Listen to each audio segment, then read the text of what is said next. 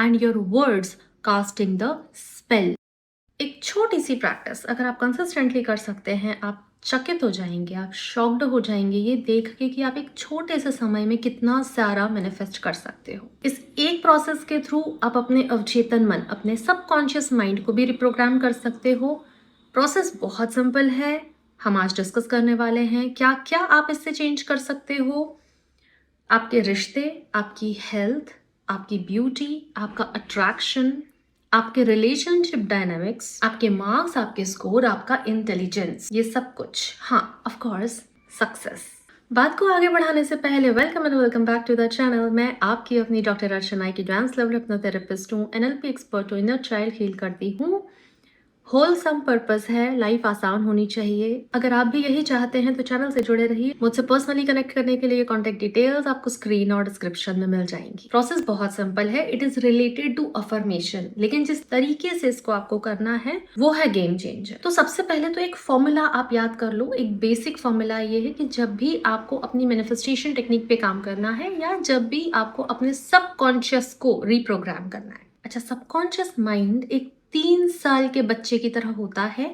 आप इसको जो भी बोलोगे ना, ये कभी क्वेश्चन नहीं करेगा, ये एज इट इज बात को मान लेगा। सबकॉन्शियस माइंड ना एक 2.5-3 साल के बच्चे जैसा होता है।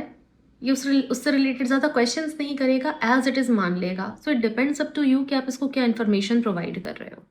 तो जब मैंने कहा कि ये एज इट इज बात को मान लेगा, मतलब इसको रिप्रोग्राम करना कितना आसान है। अब अफर्मेशंस क्या होते हैं ये तो आपको पता है, अगर आप लॉ ऑफ अट्रैक्शन कम्युनिटी में है या मैनिफेस्टेशन कम्युनिटी में है। आपके हिसाब से अफर्मेशन वो होते हैं कि जब आप अपनी किसी रिजल्ट को एक छोटे से सेंटेंस में चेंज करके उसी को रिपीट करते हो तो आपके लिए वो आपका अफर्मेशन होता है।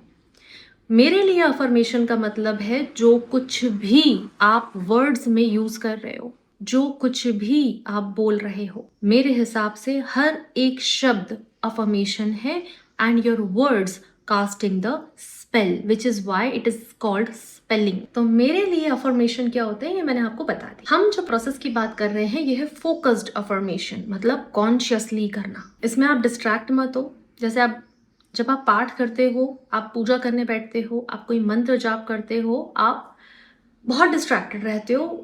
जितना ज़्यादा डिस्ट्रैक्टेड रहोगे उतनी वो चीज़ कम आप पर काम करेगी। ये चीज़ मैंने सीखी थी जब मैं अपने वर्कआउट स्टार्ट करती थी और मेरा माइंड मसल कनेक्शन वीक था। मुझे उस मसल पे फोकस करना नहीं आता था, लेकिन जैसे जैसे मैंने उस मसल पे फोकस करना सीखा या मुझे सिखाया गया तब मुझे डिफरेंस भी दिखने लग गया। मुझे एग्जैक्टली समझ आया चल क्या रहा है। तो सेम अफर्मेशंस करते टाइम जीरो डिस्ट्रैक्शन, सिर्फ एक ही चीज़ पे फोकस करो, आपकी अफर्मेशन। बट अगर आप कंफ्यूज हो रहे हो how to do it, number 1, किसी शांत जगह पर बैठो या ऐसा समय चुनो जब आपके लिए शांति से बैठना संभव हो।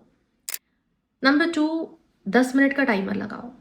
नंबर 3, आंखें बंद करो। नंबर 4, अपनी अफर्मेशन को चूज करो। नंबर 5, तो for example my affirmation is everything work in my favour. मैं निश्चिंत हूँ, हर चीज मेरे फेवर में काम करती है, मेरे पास हमेशा सफिशिएंट मनी है। अब बस आपको 10 मिनट तक जो भी एक अफर्मेशन आप चूज कर रहे हो उसके साथ बने रहना है। आप बोलोगे हमारा दिमाग एक जगह पे टिकता नहीं है, किसी का नहीं टिकता, मन ऐसा ही होता है। उसको वापस से याद दिलाकर प्यार से अफर्मेशन पे लाना पड़ेगा। मेडिटेशन में भी हम यही करते हैं कि जब हम मेडिटेट करने बैठते हैं, माइंड कहीं जाता है, हम उसको वापस से लेकर आते हैं। कोई आवाज मत करो, उसको मुंह से बोलने की कोशिश भी मत करो, लिप मूवमेंट भी मत करो, कुछ मत करो। तो जिन लोगों को मेडिटेशन करने में दिक्कत होती है या सांस पे जो ध्यान धारण नहीं कर पाते हैं, ये उनके लिए भी बड़ा अच्छा है। तो बस डिसिप्लिन, कंसिस्टेंसी, पेशेंस। अब मैंने कहा कि आप जो रिपीटेटिवली सोचते हैं वही आपकी रियलिटी बनती है, वही आप मानते हैं। सबकॉन्शियस माइंड 2.5-3 साल के बच्चे जैसा है ना। तो अगर आप उसको बार बार एक इंफॉर्मेशन दे रहे हो, धीरे धीरे वो सिंक इन हो जाएगी। This is the law.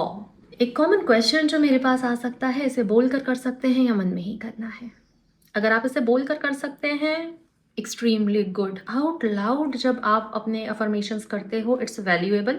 मन में करते हो, it is equally valuable. So in short मैं आपसे कह रही हूँ, there is no wrong way of doing it. बस एक ही गलत तरीका होता है इसको करने का, जब आप बहुत पैनिक हो रहे होते हो और बिल्कुल ऑपोजिट अफर्मेशन कर रहे होते हो उससे रिलेटेड। बस वही एक गलत तरीका है, अदरवाइज सब कुछ सही है।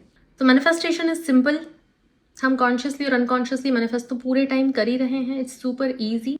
पेशेंस, कंसिस्टेंसी, डिसिप्लिन आपके इस मैनिफेस्टेशन फॉर्मूला के की एलिमेंट्स हैं। आज से बस 10 minute, best investment. Stay focused and stay powerful and keep manifesting consciously. मैं जल्दी ही मिलती हूँ, तब तक आप अपना ध्यान रखिए। Thank you. नमस्ते।